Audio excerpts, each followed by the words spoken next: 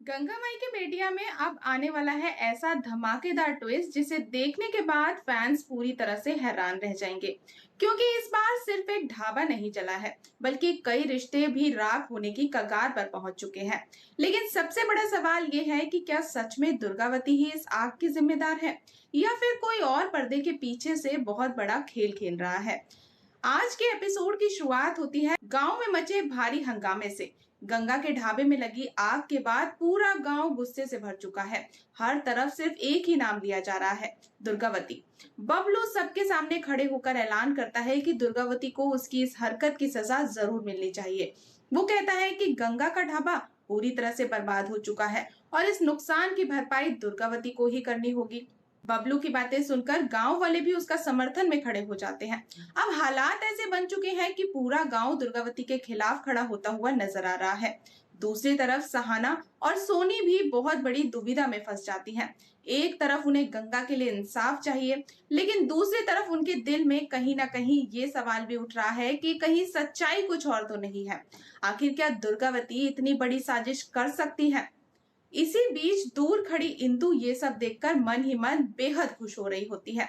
उसके चेहरे पर मुस्कान साफ दिखाई देती है कि उसका ये प्लान बिल्कुल उसी तरह काम कर रहा है जैसा कि उसने सोचा था। इंदु मन ही मन सोचती है कि अब गांव वाले खुद दुर्गावती के खिलाफ हो चुके हैं और बहुत ही जल्द गंगा और दुर्गावती की दोस्ती हमेशा के लिए टूट जाएगी। तो दोस्तों, ऐसा लग रहा है कि इंदु की साजिश अब बहुत खतरनाक मोड़ ले चुकी है। उसने सिर्फ आग नहीं लगाई है, बल्कि लोगों के दिलों में भी नफरत की आग भड़का दी है। लेकिन कहानी यहीं पर खत्म नहीं होती है। दूसरी तरफ स्नेहा अब इस लड़ाई को एक नए स्तर पर ले जाने का फैसला करती है। गंगा की हालत देखकर उसका गुस्सा 7वें आसमान पर पहुंच चुका है। स्नेहा सीधे पुलिस स्टेशन पहुंच जाती है ताकि उसे पता चल सके कि आखिर तेज का केस कौन लड़ रहा है। लेकिन वहां जो सच सामने आता है उसे सुनकर स्नेहा तो पूरी तरह से चौंक जाती है। उसे पता चलता है कि शेखर ने दुर्गावती की तरफ से तेज का केस लड़ने की जिम्मेदारी स्वीकार कर ली है। ये सुनते ही स्नेहा का गुस्सा फूट पड़ता है।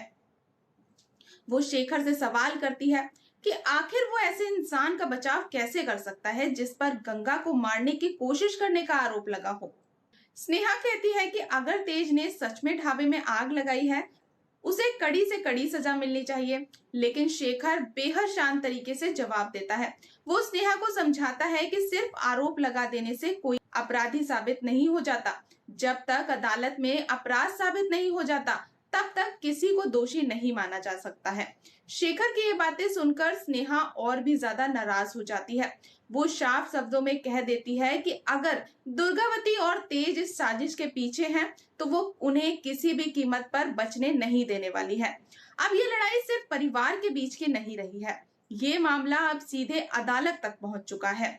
एक तरफ स्नेहा इंसाफ के लिए लड़ने को तैयार है, तो दूसरी तरफ शेखर कानून का सहारा लेकर तेज का बचाव करेगा। लेकिन दोस्तों, सबसे बड़ा ट्विस्ट अभी बाकी है। कहीं ऐसा तो नहीं है कि असली अपराधी कोई और ही है और इंदु पर्दे के पीछे रहकर सबको अपनी उंगलियों पर नचा रही है? और क्या तेज सच में दोषी है? क्या दुर्गावती निर्दोष होते हुए भी गांव वालों की नफरत का शिकार बन जाएगी? और सबसे बड़ा सवाल, जब इंदु की साजिश का सच सामने आएगा, तब गंगा और दुर्गावती के रिश्ते का क्या होगा? आने वाले एपिसोड में आपको देखने को मिलेगा जबरदस्त ड्रामा, इमोशनल टकराव और कोर्ट रूम की बड़ी जंग। तो दोस्तों, आप क्या सोचते हैं? क्या तेज अपराधी है या फिर इंदु ने बहुत बड़ा खेल खेल लिया है? अपनी राय हमें कमेंट में जरूर बताएं।